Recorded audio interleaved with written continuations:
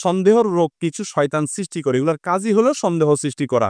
খিনজাব নামে একটা ইবলিস আছে, এর কাজ হলো নামাজে সন্দেহ সৃষ্টি করা। তো ওযু নিয়ে, পবিত্রতা নিয়ে যদি সন্দেহ হয় আপনার ওযু আছে কি নাই, এই রোগটা রোগ হিসাবে আছে, আবার বাস্তবে আমাদের প্রায় সময় সন্দেহ হয়, বিশেষ করে শীতের সময় যখন আমরা আসরের টিপ দিয়ে এশা পর্যন্ত সারার চেষ্টা করি। ঠিক না ঠিক? আসরের ওযু দিয়ে মাগরিব তো যায়, মাগরিবের পরে একটু টানাটানি শুরু হয়ে যায়, তাই না? টানাটানি শুরু হয়ে যায়, তখন এবার চাপাচাপি করি, আল্লাহ আল্লাহ, আর ১ ঘন্টা আর ২০ মিনিট, কোন রকম এশার নামাজটা হয়ে গেল, ব্যাস এবার যায় ছেড়ে দিলাম। আচ্ছা ভাই, এই কাজটা কি ভালো না খারাপ? নবী করিম সাল্লাল্লাহু আলাইহি সাল্লাম বলেছেন, আলা আদুল্লুকুম আলা মা ইয়ামহুল্লাহু বিহিল খাতায়া ওয়া ইয়ারফাউ বিহিদ দারাজাত। ৩টি আমলের কথা কি তোমাদেরকে আমি বলে দিব না, যে আমলগুলোর মাধ্যমে আল্লাহ গুনাহ মাফ করে দেন আর বান্দাকে জান্নাতি হিসাবে, ঈমানদার হিসেবে তার ক্লাসকে উন্নীত করে দেন, আফার ক্লাসের মুসলমান বানায় দেন। সাহাবা একরাম বলেন, ইয়া রাসূলুল্লাহ, অবশ্যই বলেন, আমলের পাগল ছিলেন তারা। নবী সাল্লাল্লাহু আলাইহি সাল্লাম ৩টা আমলের কথা বলেছেন, তার ভিতরে একটা হলো ইসবাগুল wudu'i আলাল মাকারে, ওযু করতে মনে চাচ্ছে না, ঠান্ডা, কষ্ট, ভয়, এরপরেও হিম্মত করে যে ব্যক্তি ওযু করে ফেলে, এই ব্যক্তিকে মর্যাদা আল্লাহ বাড়াবেন। অতএব যারা চাপাচাপি করে ওযু রাখেন তাদের নামাজের মনোযোগ নষ্ট হবে এবং এই মর্যাদা থেকে বঞ্চিত হবেন। শীতের সময় যখন ওযু করতে কষ্ট হবে, ওই হাদিসের কথা স্মরণ করে সাথে সাথে বিসমিল্লাহ বলে ওযুর জন্য নিজে ফ্রেশ হয়ে পেশাব করে এবং বায়ুর বেগ থাকলে সেগুলো দিয়ে ওযু করে ফ্রেশ ভাবে আল্লাহর সামনে দাঁড়াবেন। আপনি পেশাবের বেগ নিয়ে, বায়ুর বেগ নিয়ে আল্লাহর সামনে দাঁড়াচ্ছেন, এই সালাত কেমনে কবুল হবে? এজন্য আমাদের চেষ্টা থাকতে হবে কি হবে না? এখন কথা হলো, সন্দেহ হচ্ছে ওযু আছে না নাই।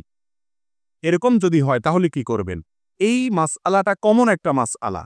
এটার উত্তর হলো ভাই, যদি আপনার মনে হয় ওযু তো আমি করছি শিওর আসরের সময়, ফর এক্সাম্পল আসরের সময় ওযু করছি, এখন আসর থেকে মাগরিবের আগ দিয়ে এখন সন্দেহ হচ্ছে বায়ু কি আসছিল না আসে নাই, সন্দেহের মধ্যে পড়ে গেছেন, বায়ু নিয়েই সন্দেহটা বেশি হয়, বা পেশাব কি করছি না করি নাই, এরকম যদি সন্দেহ হয় তাহলে সেক্ষেত্রে আপনি আল ইয়াকিনু লা ইয়াজুলু বিশ-শাক এই মূলনীতির উপর আমল করবেন। একটা ফিকহের মূলনীতি আছে, নিশ্চিত বিষয়টা সন্দেহের কারণে দূর হয় না। আপনি ওযু করছেন আসরে নিশ্চিত, এখন ওযু গেছে কিনা সেটা হলো ধোঁয়াশা, আপনার কোনো ক্লু পাচ্ছেন না যে আমি পেশাবখানায় গেছি, ওযু গেছে, বায়ু গেছে, মনে হচ্ছে না, জাস্ট ওয়াসওয়াসা হচ্ছে, তাহলে আপনি ধরে নিবেন আপনার ওযু আছে, কারণ আপনি ওযু করছেন নিশ্চিত। ওযু গেছে কিনা সন্দেহ, তো আল ইয়াকিন লা ইয়াজুলু বিশ-শাক, নিশ্চিত বিষয়টা সন্দেহের কারণে যাবে না, আপনার ওযু আছে। আর যদি এর উল্টা হয়, ওযু গেছে শিওর, পেশাব করছি, বায়ু আসছে শিওর, কিন্তু এরপরে ওযুটা করছি কিনা এটা নিয়ে সন্দেহ হচ্ছে, তাহলে আপনি ধরে নিবেন ওযু আপনার গেছে শিওর, আপনি ওযু আর করেন নাই, কারণ ওযু করছেন কিনা এটা নিয়ে সন্দেহ হচ্ছে, ওযু গেছে সেটা শিওর, সেজন্য আল ইয়াকিন লা ইয়াজুলু বিশ-শাক, আপনার ওযু নাই সেটা ধরা হবে।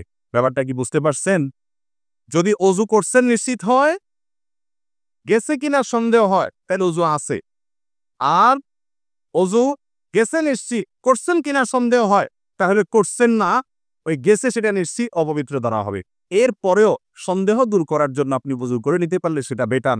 আর সন্দেহ এটা কারোর রোগে পরিণত হয়, অযথাই এরকম খুঁতখুঁতে ব্যবহার হয়, সেরকম সেটা যদি হয় তাহলে এটার কোনো পাত্তা দিবেন না, কারণ খুঁতখুঁতে স্বভাব দূর করার ওষুধ হলো পাত্তা না দেওয়া।